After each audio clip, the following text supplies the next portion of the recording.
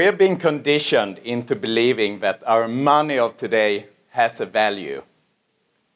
And we have been conditioned into believing that this is a natural monetary system. But nothing could be further from the truth. In my opinion, our current monetary system is the worst conceivable monetary system of all systems. And I will show you why here today. I love the principles on which this country was founded. Freedom of speech, freedom of thought, freedom of movement, property ownership rights, and capitalism. But we've been taken over by authoritarian tyrants. A lot of things have changed. But freedom is coming back, and liberty will prevail. Freedom is a powerful message. When I started my first bullion dealer in Sweden about 10 years ago, I named it Liberty Silver. Liberty because if you hold precious metals, you have liberty and independence over your assets. You have liberty over your assets from the fractional banking reserve system. So I'm Swedish by origin, and Sweden is, of course, touted as the socialistic paradise by the old and senile Bernie Sanders. He hasn't been following what's been happening over the last decades, though, because in the last 2 or 3 decades, Sweden has been going downhill rapidly, and crime is rampant, and socialism just doesn't work. It eats up everything healthy, and there's a lot of crime, there's a lot of sexual violence, and there's a big migration crisis now as well. So it's going downhill quickly, and socialism is cancer. It eats everything healthy. So today I will talk about how you can gain independence and peace of mind if you hold some of your assets in precious metals. So I will talk about the monetary trends and the gold trends of this year, 2016. And I will look into Singapore as a jurisdiction for asset and wealth preservation and protection. To understand what's happening on the gold market, we have to understand what's happening in the general economy. And how's the health of the general economy today? Well, we've had pretty well-performing stocks and bonds in the last years, but we've had unprecedented amounts of QE, of course, and we've had record low and sub-zero interest rates. But the unprecedented QE hasn't really triggered any real growth or real trade. So the underlying economies are performing very, very poorly. And I've read the other day, actually, that there's now $10 trillion in negative bearing interest rate assets. And, the economic system of today is incentivizing reckless debt behavior. And we have massive debt problems. The question is, how did we reach this point? So at the core of our problems today is our monetary system. The monetary system is the root of a lot of evil today, because the monetary system is what allows the government to steal both through taxation and inflation. Of course, they call it taxation, but if I were to go out to each and every one of you here today and say that for every $100 you own, I'm going to take $30, all of you would agree this would be immoral and it would be theft. But it's no less immoral if the government does it. If I go together with a group of people and I call myself a government, it's still theft. It's no difference. So this is the way they portray things. They call themselves the government, but it's just a group of people taking your assets. It's no difference. And the other thing is the inflation that we can see. Inflation really is a redistribution of money. So it's a redistribution from the late receivers of money, normal people, to the early receivers. And who are the early receivers of money? It's the central banks, it's the commercial banks, and it's the government. So the government takes the money when it's created out of thin air, and it uses it before the normal people can get hold of it. So inflation is a more subtle way of redistributing money. And we can, of course, see the US dollar here. The US dollar did fairly well in the first 150 years, from 1775 up until 1913. And what happened in 1913? The Fed was created, of course, and we can see since that we've lost about 99% of the purchasing power in a mere 100 years. 99%. So what cost a cent 100 years ago cost $1 today. So the monetary system, in my opinion, is the biggest fraud of today. And you know, the monetary system is what makes the government so powerful and what makes the commercial banks so powerful. Now, a lot of people today actually knows that, you know, Jane Yellen and Ben Bernanke before her, they're counterfeiting money. They're creating money out of thin air to buy the treasuries of the massive US debt. But what the vast majority don't know about is that actually it's the commercial banks that create most money today. The commercial banks can create money out of thin air. And it's done in this way. So you have an individual here, Robert. Let's say Robert maybe works part-time at a fast food restaurant. So he wants to buy a house for $1 million. So maybe he wears his only tie and he goes to the bank. And the bank says it's credible because the lending standards of today, nothing wrong with fast food workers, but the lending standards of today are not great, to say the least. So the bankster here says that, sure, we'll extend you the loan for $1 million, at least. And how is the money created when the bank is extending this loan? A lot of people think, surely it has to be deposit. So someone goes to the bank, deposits money, and then it's lent out. But that's not how it's working, of course. The bank is just creating the money out of thin air when it's lending it out. So it just comes into existence by magic, just with a bookkeeping entrance in the bank's accounting system. It's just created like that out of thin air. And this is, although this is like very easy to explain and understand, it's hard to believe for a lot of people. And what might be even more scary is that out of every $10 today, more than $9 don't even exist physically. So although the paper money is bad enough, more than 9 out of $10, 92% of the US dollar, only exists electronically, I should say, only exists electronically as digits in a system. So out of $100, $8 of the money supply are bills and coins. The rest are just electronic money in an electronic system.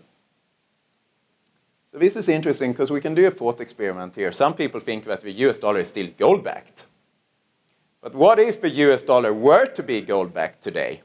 What would the price of gold have to be? And we can calculate this. We know that the money supply, the total amount of US dollars in circulation today, paper money and electronic money, that's about 17 trillion US dollars. The value of the US gold reserve, so the US claims to have about 8,133 metric tons of gold. The currency value of that is about $300 billion. So for the US dollar to be backed by gold today, the price of gold would have to rise 50 times. So an ounce of gold, this ounce of gold here, would have to cost about $65,000 for the US dollar to be fully gold-backed today. So it's about 50 times the gold price of today.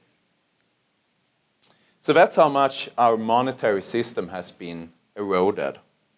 Now, what is money? Well, what is money in the true sense? Money has three different purposes, three main purposes.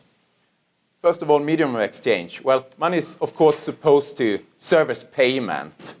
And money is supposed to be the intermediary in between the exchange of goods and services. And that makes sense. Otherwise, we're back to a barter system. Second one is unit of account. Now, money is supposed to be a good measurement, a good ruler. But is our money of today a good ruler? Well, we know that the money has lost about 99% of its value in 100 years. So if we have money as a measurement, let's compare to the measuring tape I have here. So I have here, so let's say 100 inches, something like this. 100 inches like this. So if this were to be our monetary system, 100 inches 100 years ago, well, 100 inches 100 years ago would be like this, but today would be 1 inch, but today it's 100 inches, because our monetary system has lost 99% of its value in 100 years. So that's not a good measurement. If you have that for measuring distances, you have varying amounts depending on, you know, what happens to the system. That's what we have for the money. So 100 years ago, what cost 1 cent costs $1 today. So that's what's happened to our monetary system. And the third one is store value. Same thing, where money is supposed to keep its store value, keep its purchasing power over time, which is, of course, does very poorly. Money also needs to have certain characteristics. First one is durability. Money is not supposed to burn, to corrode, or to oxidize. We can compare this fiat money here. We can compare this to the gold. So, of course, in terms of durability, this burns very well. I didn't dare burning it for this presentation because there's quite, I might have tried, and there's quite a bit of smoke coming out. So I didn't want to do it, but durability. This is not good durability. Electronic money, well, who's sitting on the delete button? That's your question. Possibility to move. I should say durability of gold. Actually, of course, you can melt gold, but it doesn't disappear. You can still refine it again. So gold has much better durability. Possibility to move. Well, you can move both of these. Electronic digits you can move really easily. But once again, who's sitting on the button, who's controlling it? Third one is the most interesting one, in my opinion. Divisibility. So let me do an experiment here. How's the divisibility of this one? What happens if I split this $1 into 2 parts? What happens to it? What do I get? Maybe. Do I get 50 cents here and 50 cents here? I don't, right? I get 2 worthless pieces of paper. Not worth, this is not worth anything, this is not worth anything. Totally worthless. Now, let's compare it. What happens instead if I split this 1 gram gold bar into 2 about equally sized pieces? I have here a PAMP 99.99% gold bar, 1 gram of gold. Now what happens if I split this one instead into 2 equally sized pieces? Gold is soft, but it's malleable. It's still very strong, even though it's soft. So now I have 2 parts of it. What do I have? I have 0.5 grams in each, but together they still have the same value. So this is the difference. This is worthless if you divide it, because it's just a piece of paper. Whereas for gold, it still has the same value. It's just 2 pieces, and together it has the same value. So this tells you something about today's currency system. It's worthless. There's nothing to it. Whereas gold, regardless of if you divide it or not, still has its value. So that's one of the more important ones, in my opinion. Intrinsic value, of course, is important as well. So, you know, 1 ounce gold bar, back to this gold bar here, 1 ounce gold bar. Gold has, of course, a very high density, meaning that it's very heavy after its volume. But it's also very soft, as we saw, and it's malleable, meaning that it's very strong. And malleable is very interesting, because if I have this 1 ounce gold bar here, what if I stretch this out to a thin thread? How long would that thin thread be for 1 ounce of gold? 50 miles. Very hard to believe, but indeed gold is very valuable because of its metallic characteristics. So this is unique. No other metal you can do anything like that. And that's why gold has a value to start with. You know, it is the best metal of all metals out there. So the properties of gold are much better than the properties of our fiat currency today. What's happening when we use dishonest money like we are today is, of course, that we get huge global imbalances. We can just look at the US perpetual trade deficit over the last 3 or 4 decades. Trade deficits, there's more stuff coming into the US than there's stuff going out, of course. And how is the US paying for it? Newly created, printed money. And the thing is that in most countries under a free market, this wouldn't happen because, of course, the currency would lose value, making imports more expensive and exports cheaper for others to buy. But this is not happening in the US, of course, because the US is demanded as a reserve currency by other countries. So US has what's called an exorbitant privilege in that they can print the reserve currency of the world. So this is indeed very much of a privilege. But in my opinion, this is coming to an end. Because if we look, for example, at the surplus countries, that means China, Brazil, Russia, the countries that actually produce and export, they are no longer interested in accumulating US bonds and US debt. So if this chart is China, the Chinese holdings of US debt. And over the last 6 years or so, the Chinese haven't increased their holdings of US debt. So even though China still has a big surplus, they don't increase their holdings. So this is quite interesting because what's been holding up the US dollar as a reserve currency over the last year is really the private demand from emerging markets. So you have a lot of emerging markets collapsing and you have a lot of currencies collapsing over the last couple of years. And we've all been conditioned to run to the US dollar as a safe haven. But when this stops, there's not going to be any structural support for the US dollar anymore. Sovereign foreign countries aren't interested anymore in holding the US dollar. We can see here what's happening with China. So instead of accumulating US debt, the Chinese are accumulating other tangible assets. So on one level, of course, China has the same problems as the rest of the world. They are in debt and the debt levels are increasing. And there's asset bubbles in China as well. But on another level, on a more concealed level, they are accumulating tangible assets. That means gold, but also foreign direct investments. China is all over Africa, for example, mining projects in Africa. Whole towns in Ethiopia are speaking Mandarin now. So they go very aggressively in acquiring assets, real tangible assets. And we can see big infrastructure projects in Central Asia, One Belt, One Road, where they invest a lot of money. They might not even have a return on those money, but they rather invest it in something real, something tangible, than just letting it sit in US dollar debt.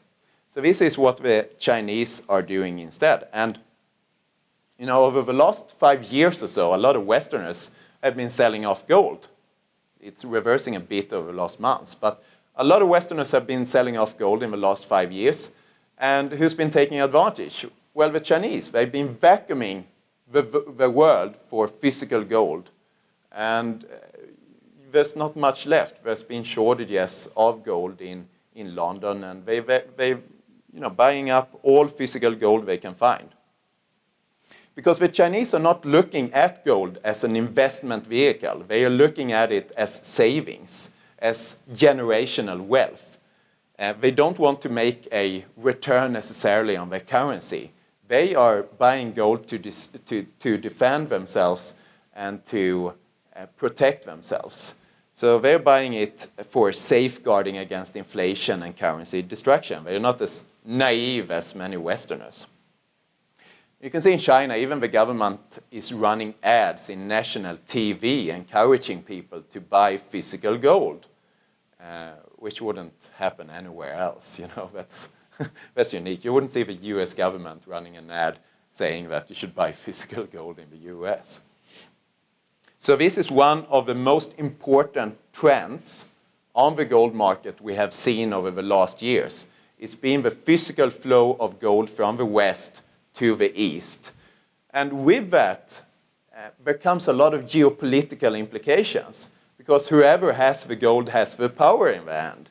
And the Chinese are rapidly accumulating gold. So I'm in a fortunate position in that I'm able to compare the Western and Eastern mentality when it comes to gold. And what I can see is that when the price of gold goes up, there's a lot of Westerners buying. So we can see for the last couple of months, demand has been very high in North America and in Europe. So Westerners are buying on trend seekers want to make a return on their investment, which sounds like a sound principle. And Westerners are accumulating not necessarily physical gold, but paper gold, which they sell off when they have made a profit. Easterners, Chinese, Southeast Asians, they reason in a different way. They are more value buyers. So when the price of gold goes down, we get queues. We get queues outside our shop in Singapore. And people are buying because the price is low. So they want to buy a savings for long term, for generational wealth. So this is the different mentality between West and East. Westerners are buying for investment, Easterners are buying as savings. Let's now look to Singapore. Singapore is a fascinating country. I moved to Singapore about 3 years ago. And I moved to Singapore because of the sole reason of it being the best jurisdiction in the world for precious metals. It is arguably the best place in the world to buy and store precious metals. And Singapore is the new and improved Switzerland in this regard for asset preservation and wealth protection. So in 2012, the Singaporean government announced that it would abolish the sales tax for precious metals. And this was the last obstacle for Singapore to become a trading, transit, and storage hub for precious metals. So they actually abolished the sales tax for precious metals. And you know, what country deregulates anything today? Every country basically just adds on more and more and more laws, of course. There's a lot of examples in the US of just adding on more and more and more, and you're supposed to know about all of it. And if you don't follow all the rules and regulations, the government can just, in a fascist way, go after you, of course. And, you know, I'm Swedish by origin, and I just know the VAT in Sweden, the sales tax. So there's the guidelines on the VAT in Sweden from the tax authorities, 3,000 pages. And if you run a company, you're supposed to, you know all about it. And if you don't, they can go after you. So that's an example of how oppressive governments are today. Whereas in Singapore, they're actually abolishing regulation and makes it more easy and more simple. So let me actually tell you a story when my business partner, Mr. Anderson over here, hello, when we first went to Singapore in 2012, after the announcement of the abolishment of the sales tax, we went to Singapore. So we met up with different potential suppliers and potential stakeholders and so on. And one of the suppliers we met up with asked us, have you spoken to the government yet? So I'm Swedish, what do you mean, like speak to the government? You can't do that.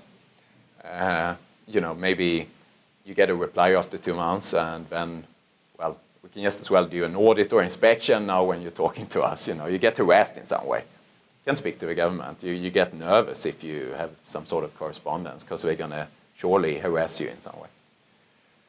Whereas in Singapore, okay, so he says that, you can speak to the government. You can speak to the governmental trade agency called IE Singapore. So we say, okay, we give it a shot. So I get the contact person's email. So I'm shooting him an email 11 p.m. on a Tuesday evening. And the guy is responding in 3 minutes saying that we're welcome the next morning 9 a.m. So I'm like, this is something new, we have to go and check it out.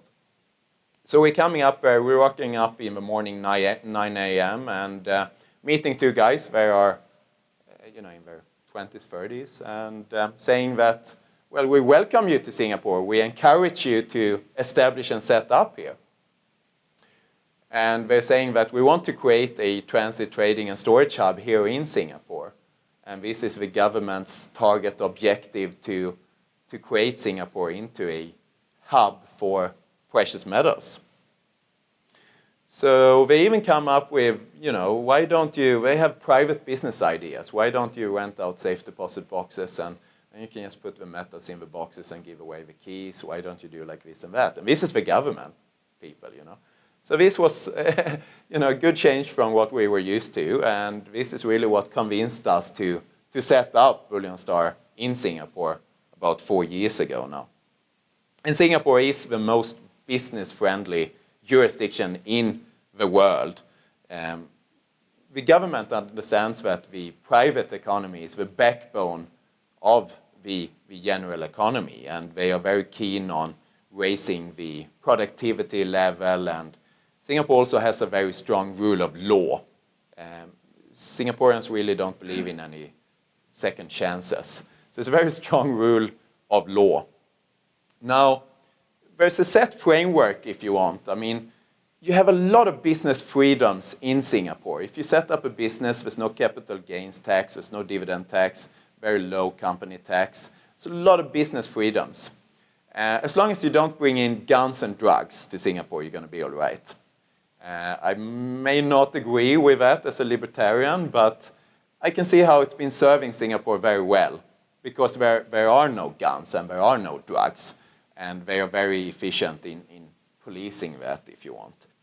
Yeah, and there's no unemployment in Singapore. If you go around in Singapore, you go to shopping center, you will see that every shop, almost literally every shop has a "we are hiring" sign, and we've had it too at times in our shop, because there's a shortage of labor. And it's very difficult to find labor, and there's no unemployment whatsoever. So that's very, coming from the West, that's the total opposite from what we're seeing in the Western economies, of course. And it is very safe, like I mentioned.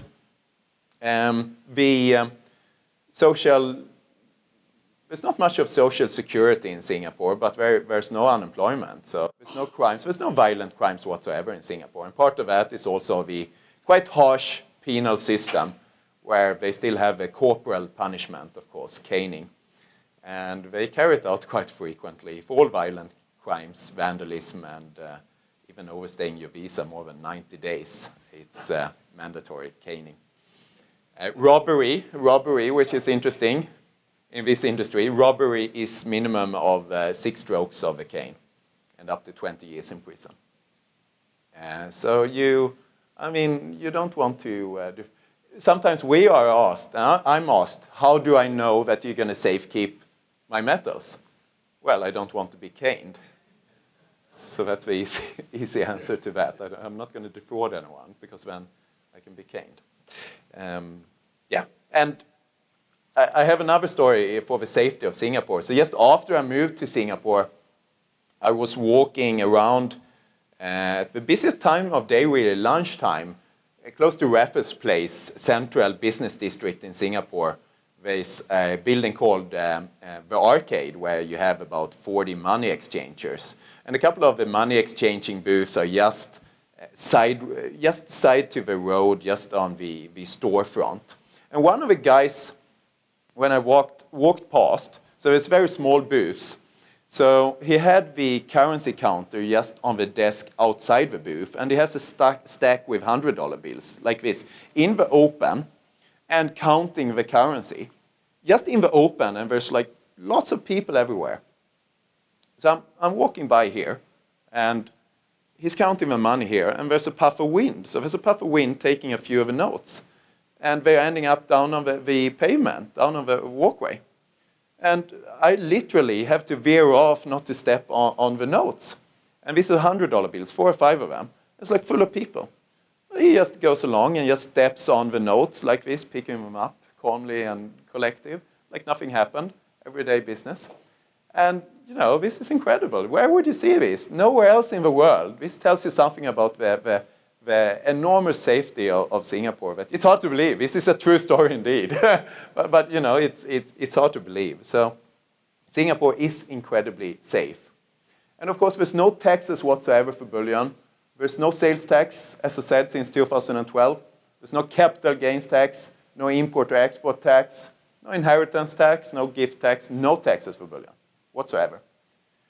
No reporting requirements. If you buy and store gold with us, it's your private business. It's fully confidential. We don't report anything to anyone. We're under no obligation to do so, and we don't. The government is pro-gold, as I mentioned already, and Singapore has strong property ownership rights. It's less than a century since gold ownership was outlawed in this country, of course. But in Singapore, there's no history of any confiscation, seizures, or anything like that. Now to the exciting part here. BullionStar and what we do at BullionStar. Where we are unique is we're combining the online interface we have, so online usability. You can do everything online, control all your physical bullion online, but we don't hide online. We also have a physical shop. You can see here, this is pictures of our physical shop, which is just storefront walk-in. So you can just walk into our shop. It's a one-stop shop. We have a retail shop, a showroom with some 20 showcase displays of metals. And we have our own vault in Singapore. So we're in the same location. So we're integrating all of this in one and the same location. So this is really a unique setup where a lot of bullion dealers, they're either online or they are brick and mortar and they have a physical shop. But we are combining the two. So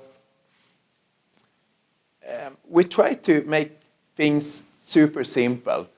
A lot of people say that, it's very easy to get started with us, and then they slash you with 7 different steps, and you have to send in documentation, and even booking a flight tickets, you have 10 different steps. You have to opt in and opt out, and it's a hassle. Whereas with us, we have a one-page registration process. So it's one page, and you can literally open your account in less than 1 minute, 30 seconds actually. Just enter your details, and that's that. We don't require any documents to be sent in. So it's super simple to get started. And with us, you buy specific items. So it's not like you buy some pooled assets or anything. No, you buy specific items. So if you place an order for this 1-ounce gold bar, this gold bar is your gold bar, and it's allocated and segregated. And if you store it with us, we store it on behalf of you. We can't do anything with it. It's fully unencumbered. What we do when you store with us is we take a picture of a gold bar with a serial number, and we upload it to your account. So you can actually check the picture of your own gold bar that we keep in storage for you. And if you subsequently withdraw it, take possession of a gold bar, this is the gold bar you will get. And you can also come to our shop and audit it physically in Singapore, and this is the gold bar we're bringing out. So you can see the pictures of your bars. You have your invoice with your serial bar numbers. If you withdraw it, have it shipped to you, come to Singapore, this is the gold bar you get. So it's physically allocated and segregated. As I said, you can handle everything online. You can buy, sell, and physically withdraw your metals online. So you have full control online, but can at the same time have a reassurance that you can always come to Singapore and audit or withdraw or have the metals shipped to you. And this is what we do. We combine these two different worlds. And, I encourage everyone to, don't trust what I'm saying actually, but you should read up on us because we are very well renowned.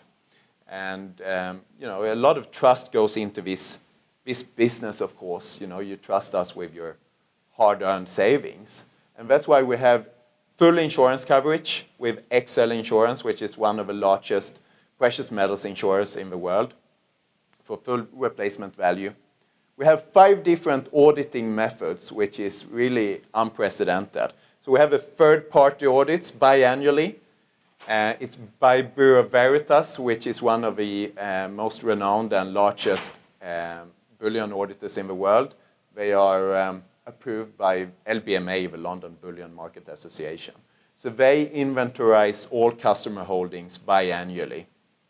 And the reports from the audits are available online after you have registered an account. We have something called the live audit report, which means that you can anonymously go in and check the holdings of every account. So you have your account number, and you can go in and check the holdings of your own account and everyone else's account anonymously. So you can see that someone is holding 5 pieces of the 1 ounce bar, and you can see the serial numbers, including your own serial numbers. And you can come to Singapore, and without any prior notification, you can just show up. If you buy and store with us, you can just show up with your ID and say, I want to audit my metals now. And we will bring you into the meeting room and bring out your metals in sealed bags, and you can take a look at your metals. And then you can see that the serial number, it's matching what I had on my invoice and on the picture when you first purchased from us. And talking about the safety also in Singapore, as Singapore is very safe, insurance costs are very low. So we can offer very competitive storage. We have 39 basis points, 0.39% per year of the average value of gold. For silver, it's 0.59. And that includes, of course, insurance, and it includes all handling and, yeah, everything. So I believe that's very competitive, and I challenge you to find something similar anywhere, really, where you have the same flexibility as you do with us. Yeah, I talked a bit about the shop here. We have a vault integrated in our shop, as I mentioned. You can see a replica of a vault on the picture there. It's not the actual. A lot of people think actually, oh, you go in from a shop straight into the vault, but that's not how it's working. It's just a replica to illustrate that we provide storage services.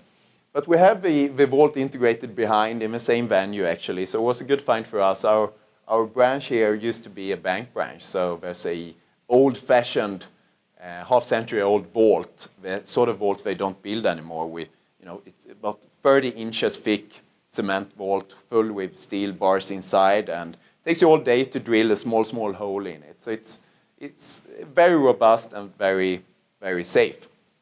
And the shop is a walk-in shop storefront in Singapore. So, I mean, Singapore is a long way from the US, of course, but if you ever go to Southeast Asia, whether you're a customer or not, come and visit us. This is pretty cool, You wouldn't see this pretty much anywhere else in the world, to have a shop full of metals in the central business district. You couldn't do it anywhere else.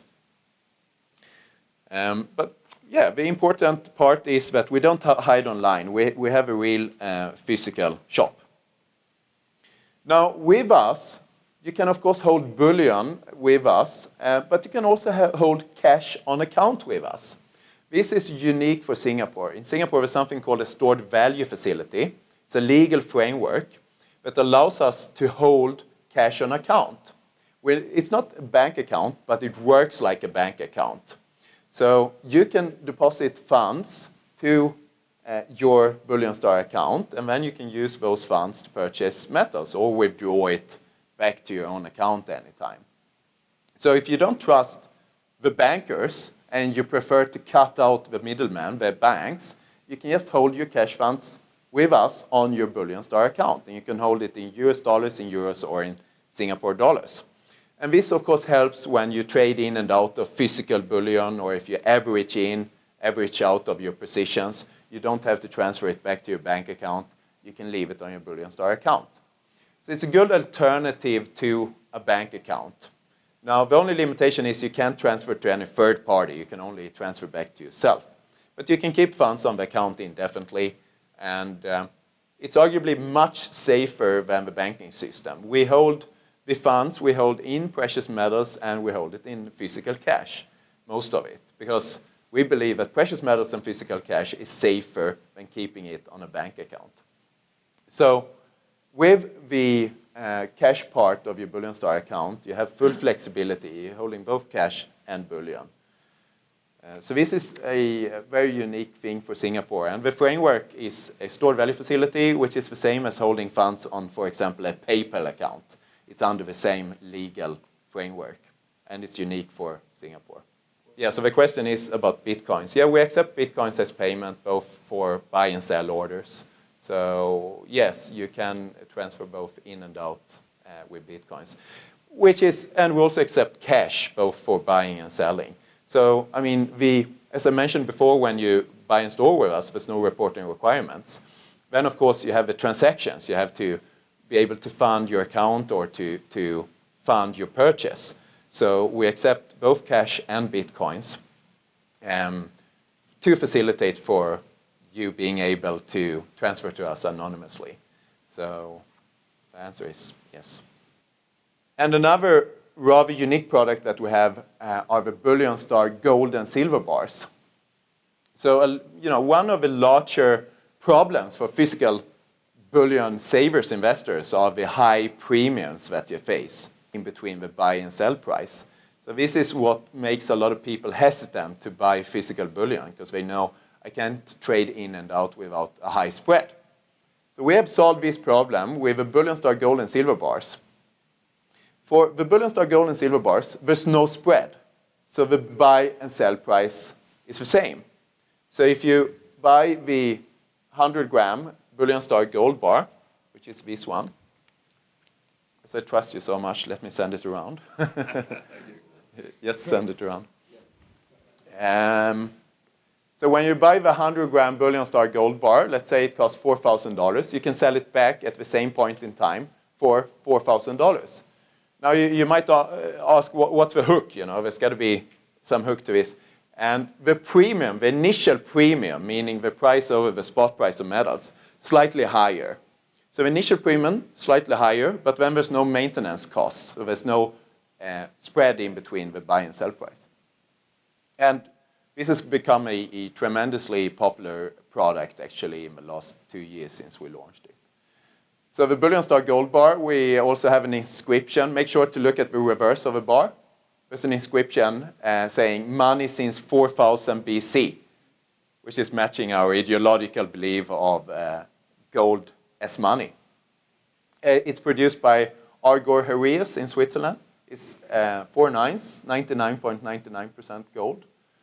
And the silver bar is produced by the German refiner Heraeus, also 99.99%. Yes, we have coins as well. We have a very wide range. We have all the normal products, the maple, kangaroo, eagle, buffalo, philharmonic. And we have platinum as well. Not much palladium because it's not exempted from sales tax in Singapore. But platinum, we have all the major platinum products, both bars and coins. So we have a very wide range of different products, and we also have pretty deep stocks. We have good liquidity, companies doing well. So yeah, all the major products in stock. Here you have it. With BullionStar, there's no taxes in Singapore. There's no reporting requirements. You have full control online, although you can always come and visit us in the shop. Very simple registration process, 30 seconds, and then you can purchase your metals straight away. You don't have to fund your account before you purchase with us. You can if you want to, but you can place the order first and then subsequently settle your order. And that is also rather unique. Most other dealers require you to first send in the money. We trust people. So, with us, you can actually purchase before you settle, which makes it much easier. It's allocated and segregated bullion, so the bullion you buy is your bullion.